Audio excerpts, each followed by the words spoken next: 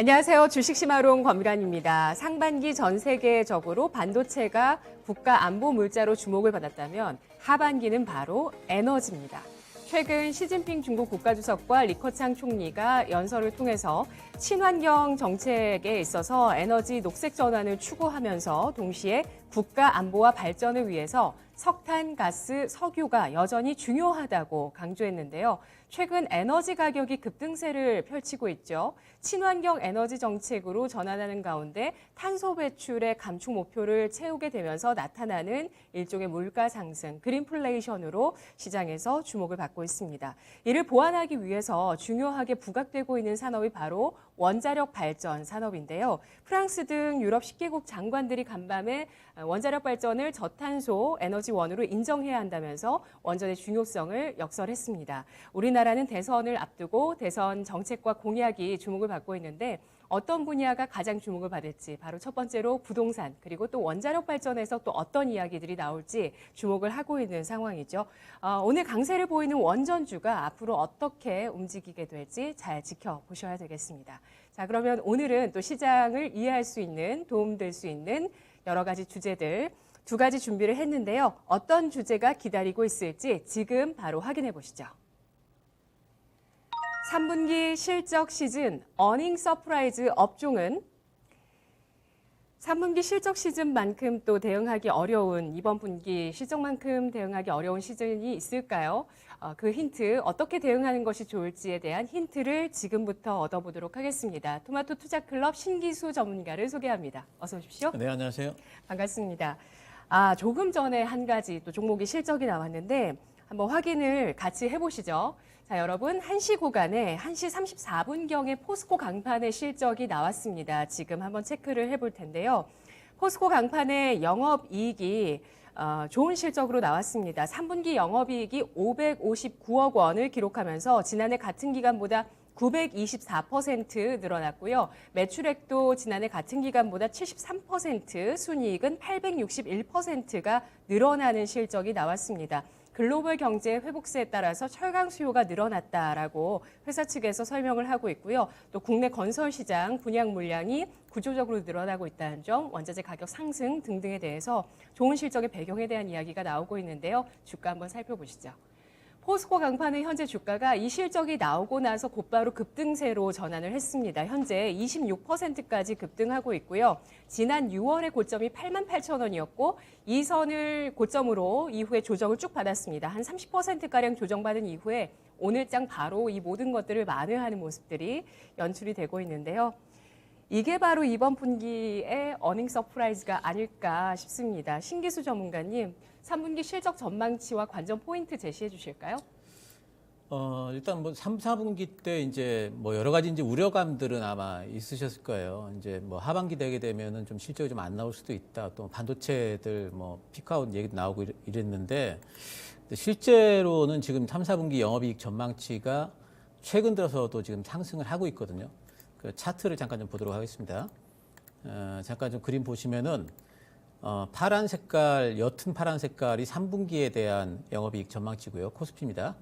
그리고 이제 그 까만 색깔이 4분기에 대한 영업이익 전망치인데 여전히 우상향으로 지금 오르고 있고, 그리고 이 그림에는 없지만 내년도 22년도에 대한 이익 전망치도 요 근래에도 계속해서 상승 중입니다. 그러니까 실제로 영업이익 전망치는 상당히 좀 지금도 많이 올라가고 있다라는 부분에서 실적에 대한 어떤 체력 같은 것들은 아직도 좀 괜찮다, 좀 이렇게 봐야 될 것 같아요. 그래서 사실 3분기에 대한 실적 기대감도 있다고 봐야 될 것 같고요. 이게 다 어디서 나온 거냐면은 이제 결국에는 그 지금 제일 잘 팔리는 게 그렇게 우리가 걱정하는 반도체가 지금 제일 잘 팔리고 있어요. 반도체 쪽을 보시면은요. 그 그림을 잠깐 보시면은 네. 일단 그 IT 소프트웨어, 하드웨어, 반도체 이렇게 있는데 반도체에 대한 전망은 언젠가 8월 달부터 좀 정체가 되어 있죠. 근데 정체가 되어 있긴 하지만 그래도 꺾이지는 않고 있고요, 아직까지. 그리고 소프트웨어에 대한 전망은 올해 5월 달에 상당히 많이 올라왔다가 그때부터는 정체가 되어 있습니다. 근데 보시면은 하드웨어, 결국에는 장비들이죠. 반도체 장비들이 이제 주로 이루고 있는데 하드웨어에 대한 전망치는 아직까지도 여전히 좀 올라가고 있습니다. 근데 요 근래 보게 되면은 삼성전자라든가 뭐 이렇게 빠지면서 반도체 관련주들이 다 빠져 있지만 사실상 그 장비주들에 대한 전망치들은 계속 올라가고 있다는 이런 부분들은 좀 주목을 좀 하셔야 될 것 같고요. 이게 이제 전체적인 3, 4분기 우리나라 코스피 영업이익 전망치를 좀 끌어올리는 이제 그런 요인들이 되고 있습니다. 근데 중요한 거는 뭐냐면은 이제 관전 포인트라고 그러면은 사실 그 3분기 때도 뭐 우리나라 뭐 9월 수출 발표했을 적에 네. 뭐 사상 최대치도 나오고 했으니까 예. 잘 될 거라고는 뭐 실적 좋을 거라고 전망들은 다들 하고 있는데 중요한 건 뭐냐면은 이제 역대로 봤을 적에 3, 4분기가 보통 전망치 달성 못하는 경우가 상당히 많았어요. 그래서 그림 잠깐 보시면은요. 3분기, 4분기 때 이게 이 그림이 이제 뭘 뜻하냐면은 이제 전망치 달성률이 이제 파란 막대기고요. 그리고 서프라이즈 비율이 이제 까만 건데 이게 2013년도부터 나타난 겁니다. 총 해봤더니 1, 2분기 때는 그래도 전망치 달성률이 상당히 좀 높은데 3, 4분기 때는 보통은 전망치 달성률도 낮고 그리고 어닝 서프라이즈 비율은 뭐 3, 4분기 때는 많이 떨어지더라. 이제 이런 이제 그동안의 경험이 있기 때문에 요번에도 이제 시장은 아마 이제 이 부분에 주목을 할 겁니다. 그래서 전망치를 얼마만큼 달성을 할 수 있는가 이런 부분에 주목을 할 거고 특히 이제 어닝 서프라이즈 비율이 어느 정도가 나오는가 이런 부분들이 상당히 중요할 텐데 왜 이게 중요하냐면은 3분기 때 전망치 달성률이 낮아지게 되면은 4분기에 대한 전망치 또 내년에 대한 전망치 자체가 다 같이 네. 낮아져 버려요. 네. 그래서 이제 그런 부분에 대한 것들을 시장에서는 좀 눈여겨보지 않을까 뭐 생각을 좀 하고 있는데 어쨌든 오늘 아까 뭐 포스코 강판이죠. 상당히 좀 이제 실적이 좀 잘 나오면서 이제 올라가고 있는데 전체적으로 좀 그런 실적이 좀 나왔으면 좋겠는데 어쨌든 좀 지켜봐야 될 것 같습니다. 네. 오늘 어쨌든 시장 자체가 IMF에서도 세계 경제 전망을 하향 조정했고 또 긴축이 필요하다고까지 얘기를 했음에도 불구하고 시장이 그동안 좀 부담 갔던 이러한 내용들에 대해서 오히려 정반대로 상승하는 움직임도 굉장히 눈에 띄고요. 또 실적에 좋은 반응들이 나오는 또 오늘 주식이 나왔습니다. 포스코 강판 일단 별표를 좀 해야 될 것 같고요. 지난 실적이긴 하지만 의미가 있습니다. 이렇게 뭐 보여주셨던 표를 보니까 하반기의 실적은 기대치를 못 채운 경우들이 2013년 이후에 좀 많았다는 부분들 그리고 여기에 우리의 지난 하반기 전년 동기 대비를 생각하면 그 전년에 코로나 팬데믹 이후에 그래도 좀 실적 회복세 구간에 있었던 게 또 지난해 하반기였기 때문에 상반기의 어떤 서프라이즈보다는 분명히 하반기에는 둔화될 수 있는 그러한 여건들이 형성이 되어 있었고요. 이런 어떤 수익 증가율의 정점, 우려감들 속에서 인플레이션 우려감까지 더해지면서 시장이 이렇게 좀 밀려났는데요. 근데 실적 전망치 보니까 왜 이렇게 시장이 밀려났을까라는 의문이 들 정도네요.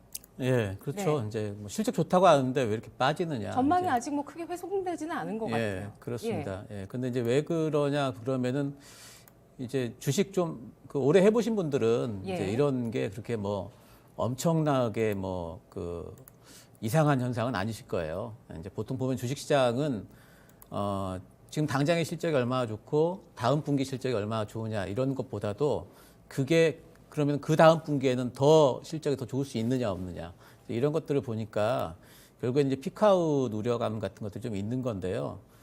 우리나라에 지난번에 이제 모건 스탠리에서 반도체 4분기 때부터 메모리 가격이 좀 빠질 거다. 이런 이제 뭐 그 리포트 내면서 삼성전자 쭉 빠지고 그랬는데 이제 그런 것들이 전체적으로 뭐냐면은 이제 반도체가 실적이 차지하는 우리나라 전체 실적 비중에서 상당히 좀 반도체 관련 업종이 크잖아요. 그래서 그쪽이 빠지게 된다면은 우리나라 전체 영업이익이 이제는 피크아웃 아니겠는가에 대한 이제 우려감 같은 것들이 좀 있는 거고요. 피크아웃 우려가 있기 때문에 시장 전반적으로 좀 가격 조정을 좀 받았다 이렇게 보이고 두 번째는 뭐냐면은 이제 긴축에 들어가는 그 초반이다. 네. 그러니까 테이퍼링 얘기가 이제 나오게 되어 있고 테이퍼링은 아무래도 이제 뭐 11월 달, 12월 달이면 아마 시작을 할 것 같고요.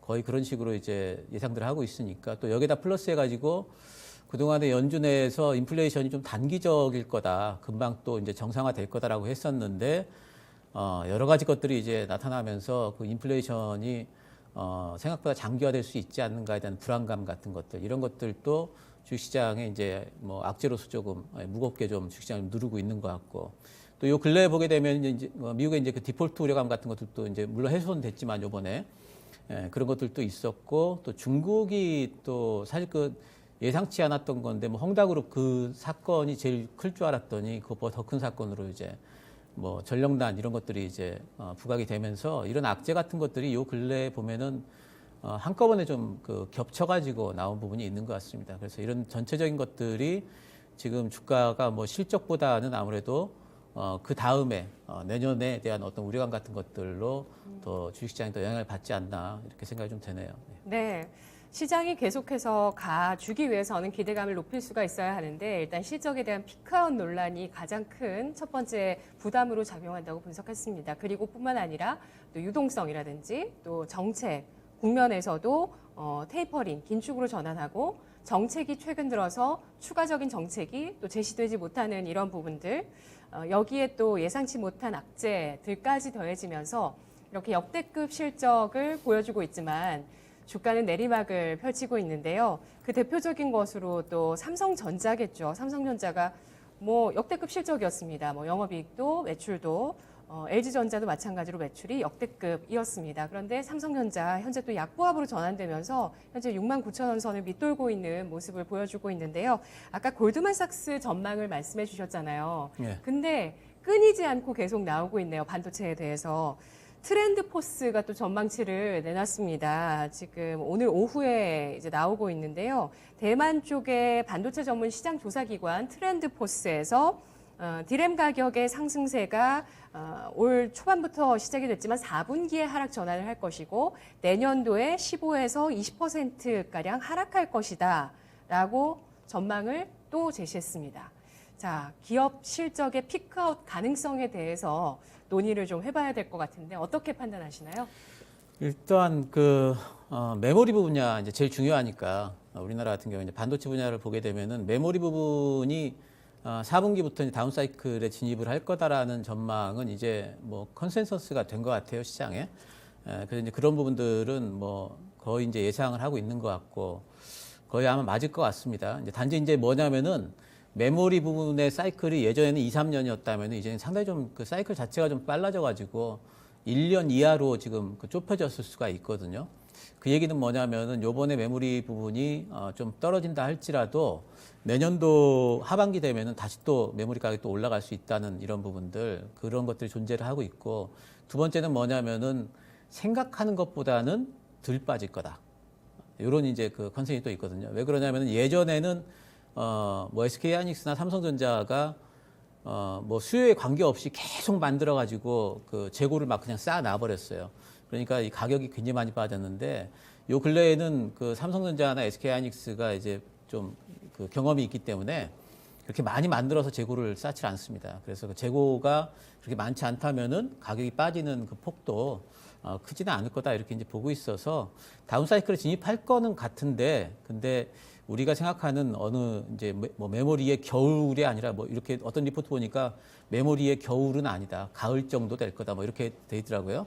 그래서 이제 그 정도로 마무리가 되지 않을까 생각을 하고 있고요. 그리고 이제 화학이라든가 철강, 물류 이런 쪽에는 피크아웃 가능성이 분명히 잠재하고 있다고 봅니다. 네. 그래서 이제 화학 같은 경우에는 뭐 벌써 올해 초부터 이제 피크아웃 가능성이 있으면서 빠져 있었고요.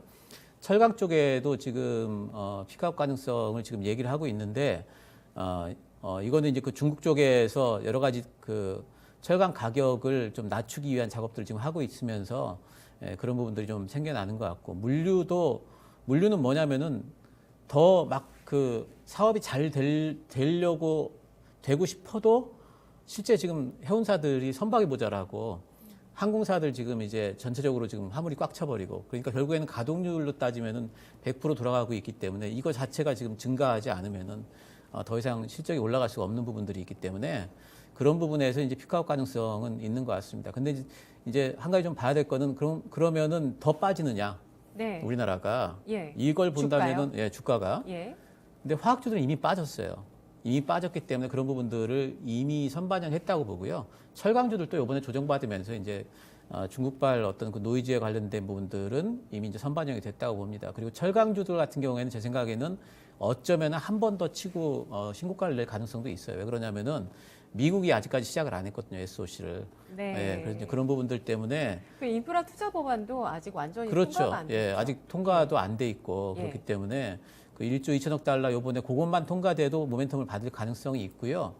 예, 물류는 사실 피크아웃인 것 같아요. 물류 쪽에는. 예, 하지만 물류도 요즘에 보면 조정을 좀 받고 있어서 근데 이 물류업체들이 또 예. 현금을 그 사업을 그동안 이제 운임 가격이 상승하면서 예. 현금을 좀 많이 만들어뒀다. 예. 그 현금을 또 어떻게 활용을 할 건가 이것도 주목하시더라고요. 그러니까 현금으로 이제 가령 이제 선박 같은 것들을 제조를 한다 그래도 그 시일이 있죠. 기간이 이제 걸리고 실제로 지금보다도 훨씬 많은 이제 선박을 투입하기 위한 작업을 한다고 할지라도 그 선박이 완성되는 기간 동안에는 물동량이 늘어나기가 참 힘들기 때문에 이제 그런 부분에서 이제 아무래도 좀 그 여기서 실적이 엄청나게 또 뛰어 올라가긴 좀 무리가 있을 걸로 보여서 그런 부분에서는 어쨌든 좀 그 피크아웃이 되지 않을까 생각을 하고 있습니다. 하지만 이제 주가는 이미 이제 많이 좀 선반영은 돼 있고 실적이 피크아웃이라고 해서 실적이 엄청나게 나빠지는 건 아니거든요. 예, 이거는 뭐냐면 이제 하방 지진이 생기기 때문에 최소한 박스권 이상은 하지 않을까 이런 생각을 좀 하고 있어서 이런 피크아웃 전망 같은 것들이 우리의 하반기 지금 이제 그 4분기에 우리 시장에 엄청난 악재가 될 거냐 그러면은 그럴 것 같지는 않아요. 예. 네, 뭐 상반기부터 미국뿐만 아니라 우리나라도 기업 실적의 피크아웃 가능성에 대해서 여러 이야기들, 낙관과 비관이 있었는데 이게 주가에는 선반영되는 것들이 여름 장에 반영이 됐습니다. 따라서 기업 실적의 피크아웃 가능성은 더 이상 주가에는 큰 악재는 되진 않을 것으로 예상을 해주셨고요. 반도체는 다운사이클 정도로 화학과 철강 그리고 물류 같은 경우는 피크아웃 가능성도 있다라고 분석을 해주셨는데요. 철강은 좀 더 보자 이렇게 의견 주셨습니다. 자, 그러면 지금 나오고 있는 우려들 가운데서 좀 더 우려가 더 강해진 건 상반기 연초부터 얘기가 나왔지만 인플레이션입니다. 인플레이션이 이제 기업 실적, 특히 기업이 내야 하는 비용 부담으로 커지고 있다는 부분들, 기업 실적에 어떻게 반영이 될까, 인플레이션이 어떻게 반영될까, 이게 또 논란거리가 되고 있고요.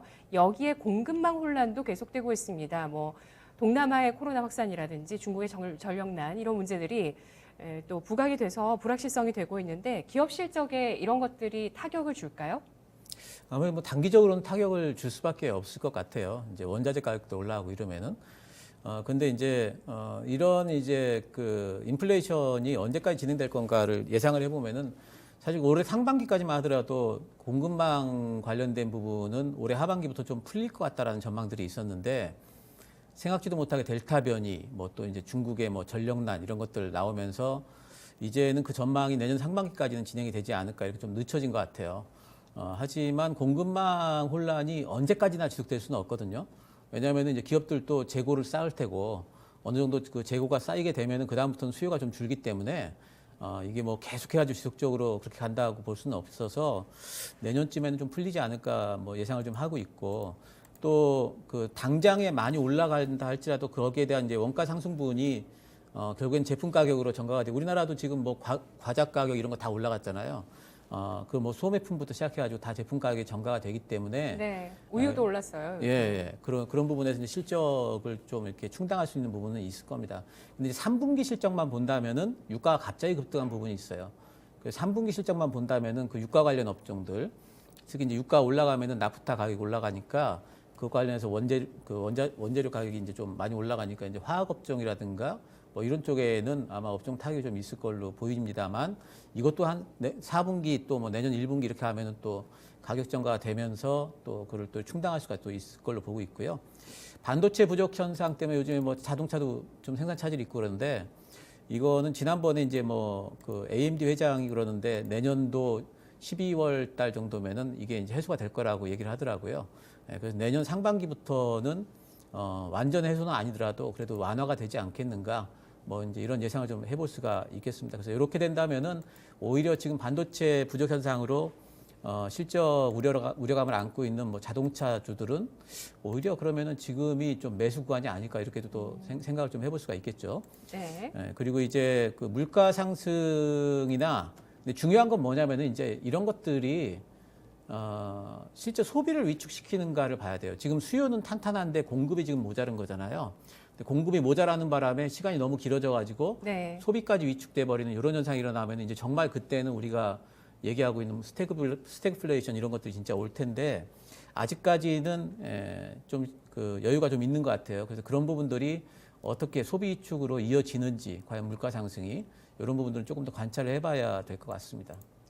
네, 뭐 중국 같은 경우가 뭐 인플레이션도 조절을 하고 부채도 관리하고 있는 국가인데 그래서 그런 건지 지금 최근에 또 소매 판매가 좀 부진한 모습을 보여서 예. 그게 조금 마음에 걸리기는 하는데 전반적으로 우리나라와 또 미국, 유럽 이제 하반기 연말로 갈수록 또 크리스마스 시즌이니까요. 소비 시즌의 소비 위축이 현실화되는지를 한번 잘 관찰해 보자라는 의견 주셨습니다.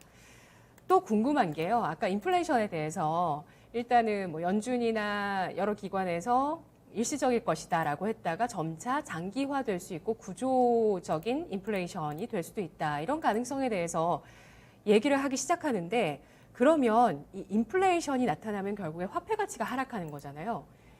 주식에 있어서는 이게 악재인가요?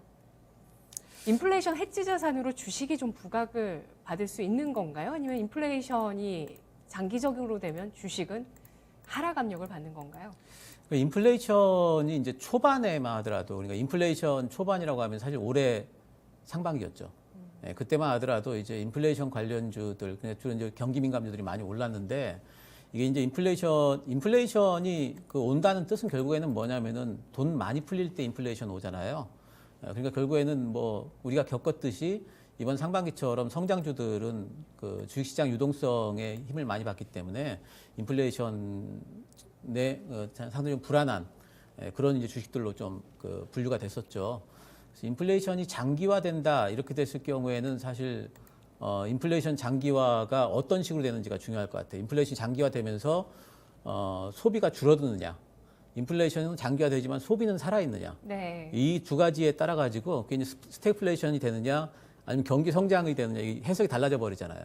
그러니까 그게 이제 관건이기 때문에 그게 주식시장의 악재가 되느냐, 뭐 호재가 되느냐 이런 부분들을 지금 당장에 뭐 예상하기는 좀 힘들 것 같고 제일 중요한 것은 이 공급망 혼란 때문에 나오는 이 인플레이션이 과연 그 수요에까지 영향을 어떻게 미칠 것인가 요걸 네. 계속 좀 관찰하는 게 중요할 것 같아요. 알겠습니다. 공급망 혼란은 일단 내년 상반기 정도까지 지속이 되고 이후에 해소될 가능성에 대해서 예상을 하고 있습니다.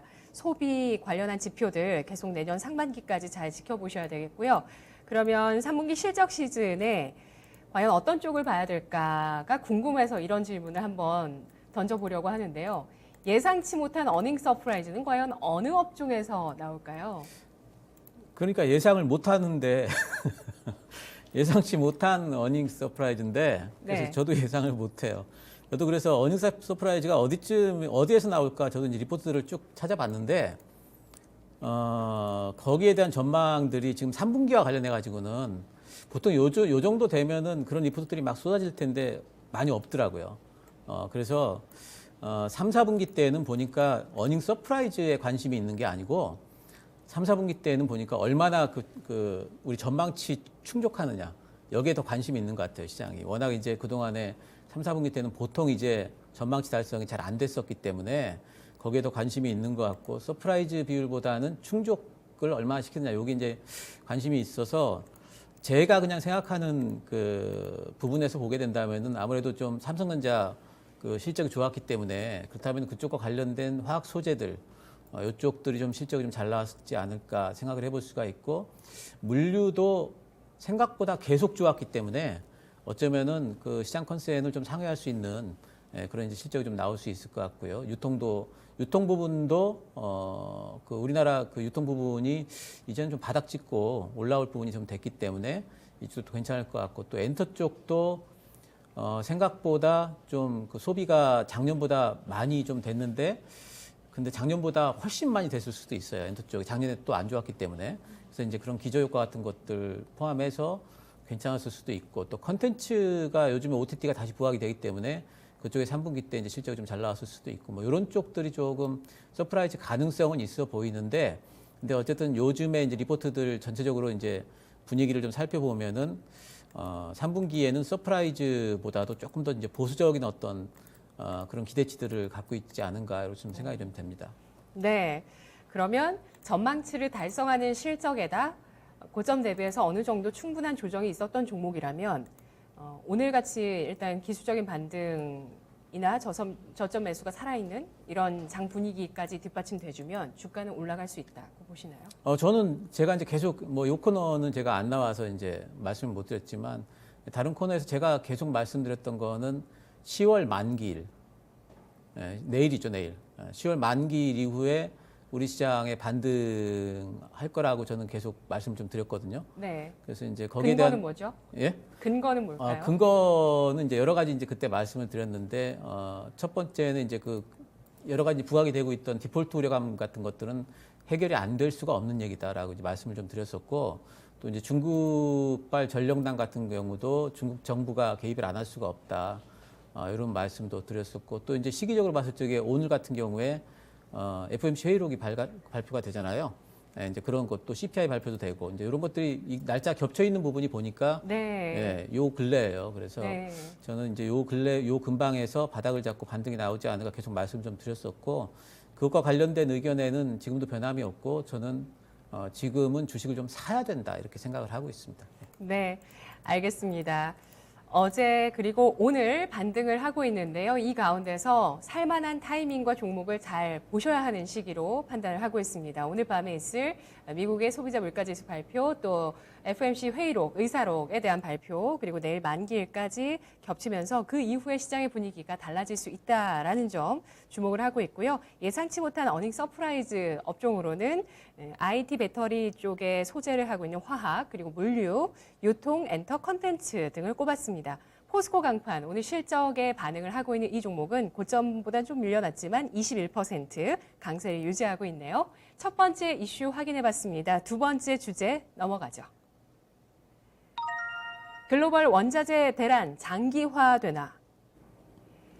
원자재 가격 추이가 주가에 곧바로 영향을 줍니다. 올해 내내 이게 트렌드가 되는 것 같고요. 상반기에는 뭐 철광석이라든지 시멘트, 골판지 등의 가격을 봤다면 하반기에는 에너지 관련 가격, 그리고 최근에 면화 가격 이런 것들이 주목을 받았는데요. 최근 원자재 가격 추이 중에서 특징적인 것들 알아볼까요? 네, 말씀하신 대로 지금 이제 에너지 관련 가격을 좀 보면은 일단 첫 번째로 유가 좀 보도록 하겠습니다. WTI유인데 저는 사실 지난번에 그 올해 초에 좀 빠졌다가 이렇게 반등이 나올 때 반등이 나왔다가 70불 부근에서 좀 머뭇머뭇거렸거든요. 저희 과연 80불 갈 수 있을까? 저는 사실 약간 좀 회의적으로 봤었는데 네.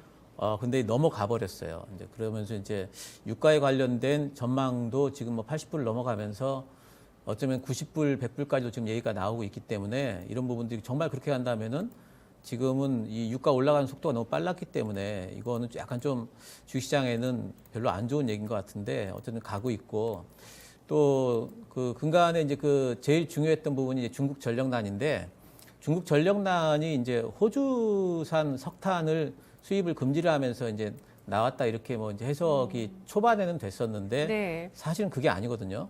왜냐하면 중국 전체의 연료탄 그 의존도에서 수입 연료탄에 의존하는 비율은 3%밖에 안 돼요.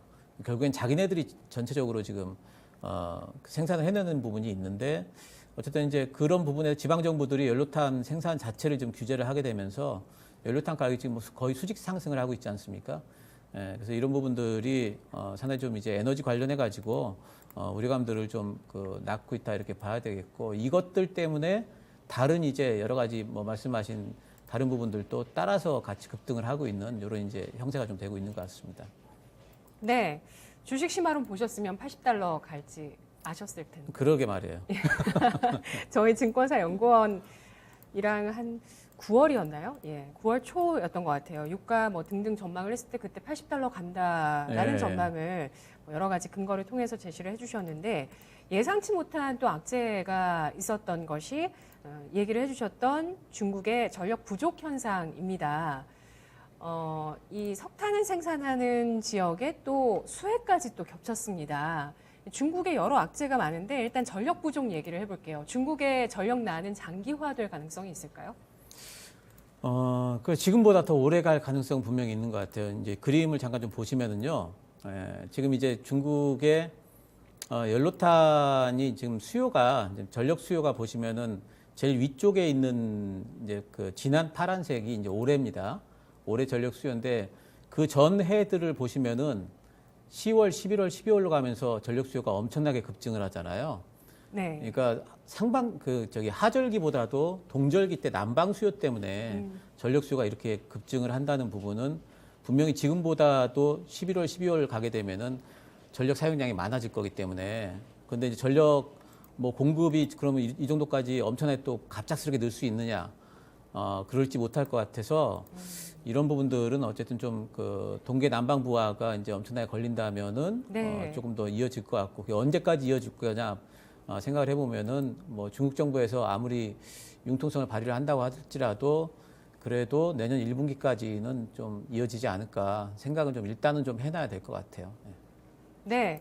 블랙아웃 이슈가 뭐 국내는 여름 더워지면 뭐 미리 예견을 해서 예상하는 이슈이긴 한데 이렇게 수치를 통해서 그래프로 보니까 지금 보여주셨던 그래프가 중국 내 상황인 거죠. 예, 그렇습니다. 중국 내에서는 이렇게 겨울에 전력난이 엄청 나네요.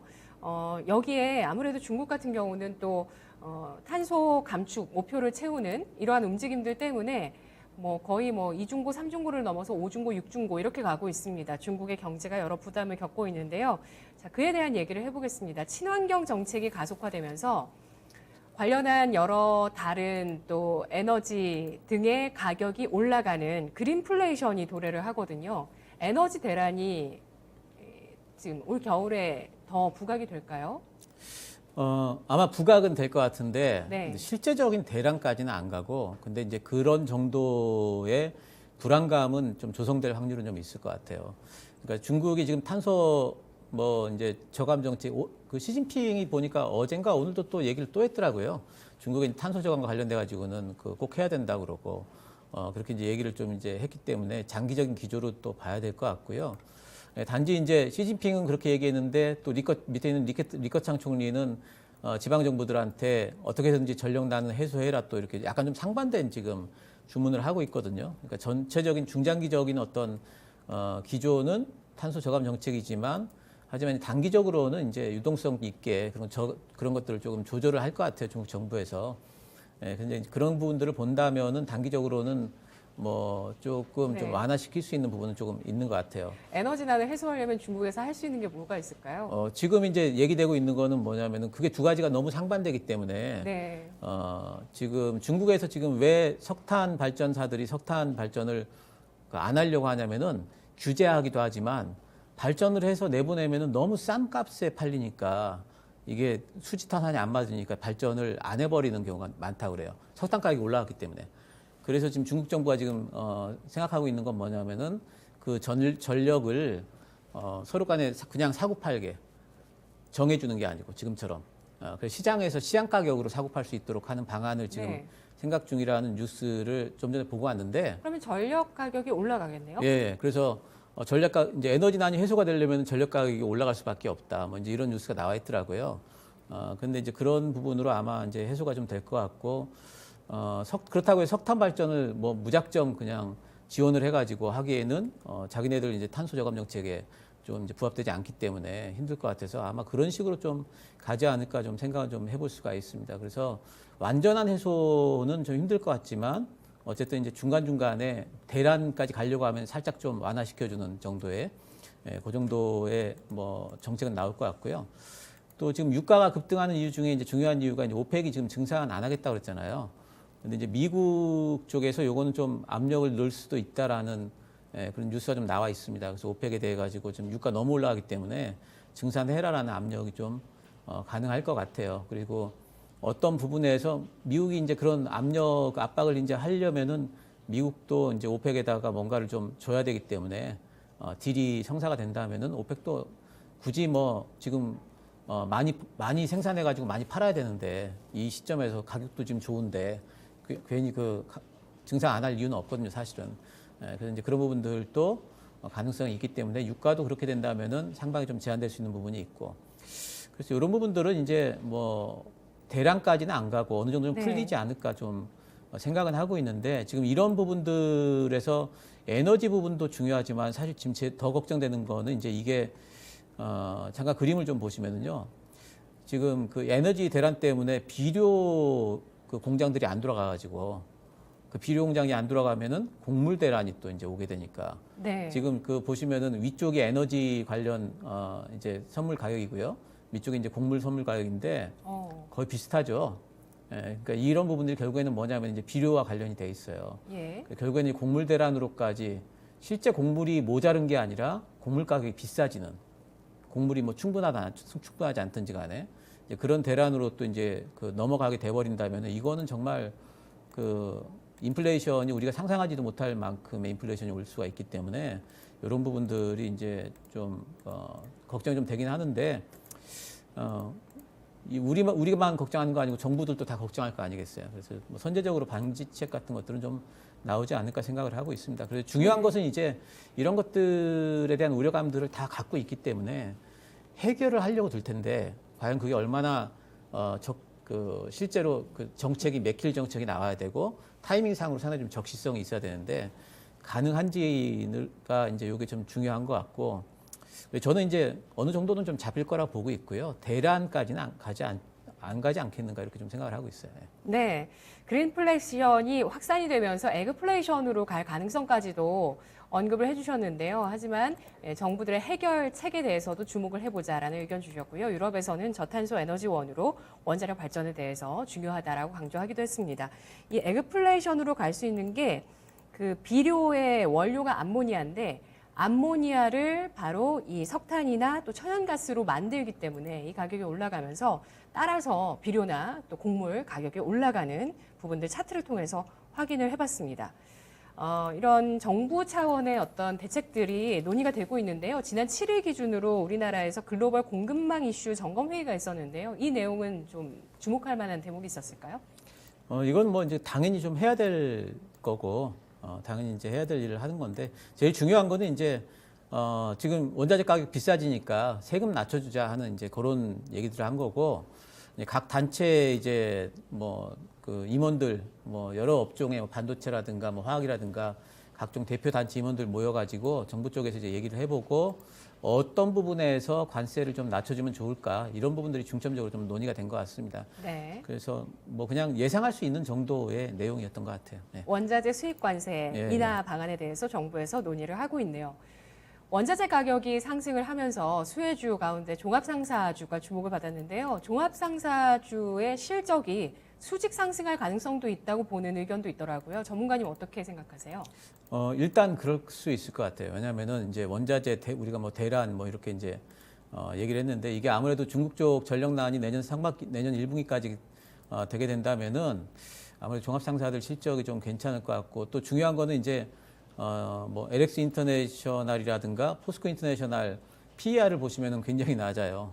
아직도요? 예, 굉장히 낮은데 예. 그동안에 멀티플을 많이 못 받은 이유가 뭐냐면은 네. 이 회사들이 뭐 얼마나 성장성이 있겠어? 그쵸. 이래서 멀티플을 많이 못 받았던 건데 네네. 성장성이 부각이 된다면은 갑자기 이제 뭐 한 10배만 받아도 지금보다 주가가 2배가 더 가야 되거든요. 그래서 그런 부분에서 주가 상승 여력은 존재한다 이렇게 봐야 될 것 같습니다. 예. 네, 알겠습니다. 실적 밸류에이션 차원에서 또 종합상사주가 매력을 뽐내고 있네요.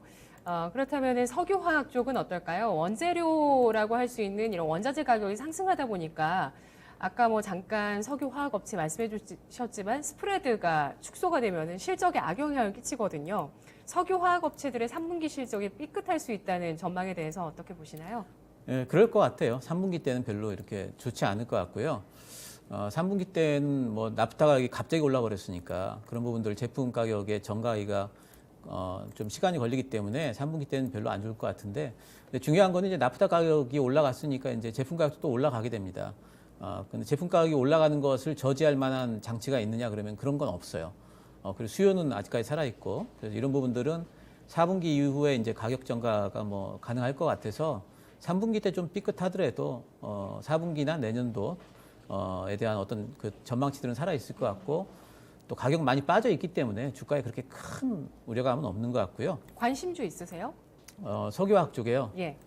있긴 있는데 그거는 이제 비공개인가요? 말씀드릴게요. 예. 그리고 예. 네. 지금 이제 석유화학 쪽에서 특히 이제 3분기 때 조금 이제 우려감이 있는 쪽은 중국에 이제 공장이 있는 업체들 있죠. 이런 업체들은 꼭 석유화학보다도 뭐 LG화학이라든가 뭐 포스코, 현대차, SK하이닉스, 삼성전자 이런 쪽에 중국 공장들이 지금 오히려 4분기 내년 1분기까지도 지금 어쩌면 생산 차질이 있을 확률이 있기 때문에 그런 부분들은 좀 이제 좀 봐야 될 것 같습니다. 그 중국 공장 쪽이 좀 전력 때문에 안 돌아간다 이런 얘기 나오면은 이런 데들은 주가에 조금 좀 안 좋은 영향을 좀 미칠 것 같고 어쨌든 화학업종과 관련해 가지고는 저는 사실은 지난 1분기부터 조정을 좀 많이 받았고 피크아웃 우려감 같은 것도 이미 반영이 많이 돼 있고 이렇기 때문에 좀 골라볼 만한 종목들이 오히려 있지 않은가 이렇게 생각을 하고 있어요. 네. 예, 알겠습니다.